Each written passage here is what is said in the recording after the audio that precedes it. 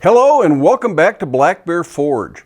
Yesterday we took a look at blind riveting the bottom in a little vessel made out of black pipe. If you didn't see that video, go ahead and take a look up here. I'll leave you a link for that. Today I thought I'd take another look at that technique of blind riveting, as well as a few other blind rivet techniques. This can be really useful when you can't access both sides, like that bottom. To do a rivet all the way through, you'd have to drill all the way through that piece. And if you tried to do that in more than one place, you'd be drilling through your rivet every time you try to put another rivet in. It would be completely impractical. The odds of drilling straight through a 1/4 inch piece for an 1/8 inch rivet that big is really slim. You'd probably run out somewhere, ruin your piece, have to start all over. So blind rivets are really useful for that kind of an application. Sometimes you just need to add a little ornamental element to the front of something and it's big heavy bar and you don't want a rivet head showing on the backside for whatever reason. So a blind rivet can sometimes come in handy. I don't think these are structural. I wouldn't use them for high strength applications, but then again, most of us aren't building bridges or skyscrapers. And for adding the ornamental details to something, even a stair railing, if you're just adding a little scroll or a flower or something like that, the blind rivet is more than strong enough. I wouldn't do the major assembly for a stair railing or balcony railing with blind rivets, but to add decorative elements, I think it's just fine. So let's start with the one that we did yesterday. Now, the simplest form of a blind rivet is to drill a hole exactly the size of the rivet so that it'll fit in easily. Don't drill it oversized. If it's loose and wobbly, this probably won't work. But if it fits in there and doesn't go all the way tight. You see I've got a space under the head here. That means when you set this rivet, when you hammer down on this head, either with a rivet set or with a hammer, you are going to have to upset the shank of the rivet a little bit and it's going to swell up and it's going to fill that hole up. So when you fill that, suddenly that rivet wants to be a larger diameter and that jams it in that hole and it's a tight compression fit. It's not super high strength, but for small ornamental things and like the bottom on that box we did yesterday, this is plenty sufficient. So again, that doesn't go all the way to the bottom of the hole. There's a gap there.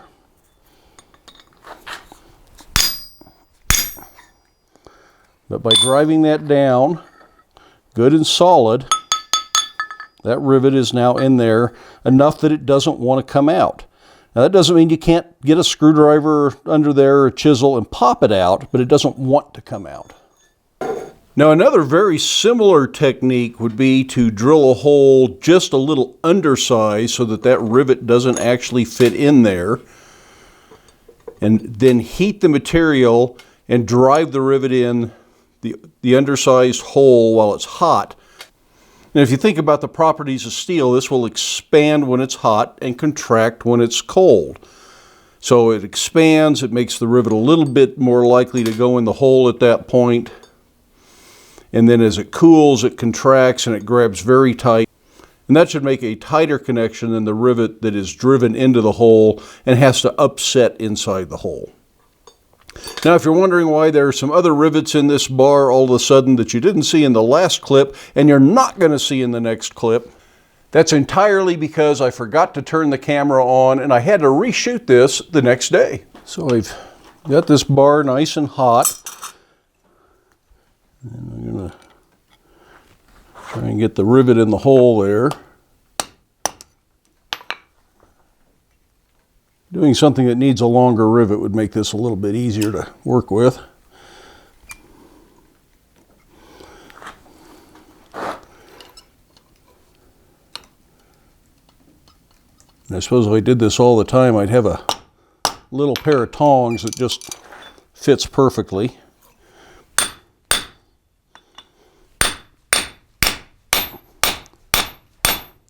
But because that's hot, because I beveled the end of that rivet a little bit, I can now drive that in. And that's pretty good. You'll notice that this one started to come loose because as it expanded, it's no longer a tight fit. So I would not combine these two techniques on one bar, and I certainly wouldn't be heating the whole bar if you can avoid it. This is just a nice sample piece.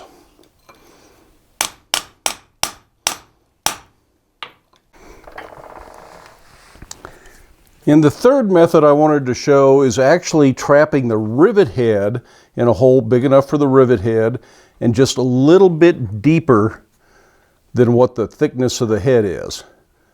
So that just sits in there, and of course it's loose, you can't do anything with it. It doesn't hold anything like that. But we can push this material into the hole and trap that rivet head now. One good way to do that is just with a center punch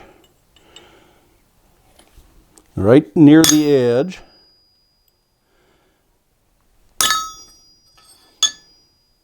And that's already getting to the point that it's not going to want to fall out.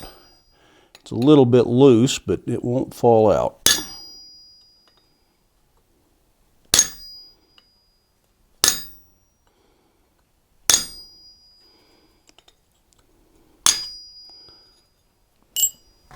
Use a monkey tool to make sure it's square.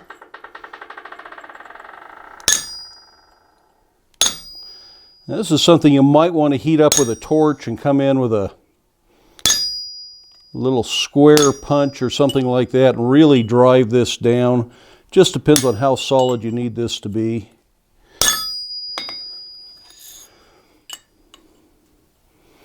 But again, if you're just using this to add a little tiny scroll or a flower or something like that, this is probably going to be sufficient. Because that, well, a little bit wiggly is not going to come out of there. You'd have to really be working to get that out at this point. And by the time you set that rivet head, that will pull everything tight. So that's just an idea there. That's just a quick look at some techniques for blind riveting.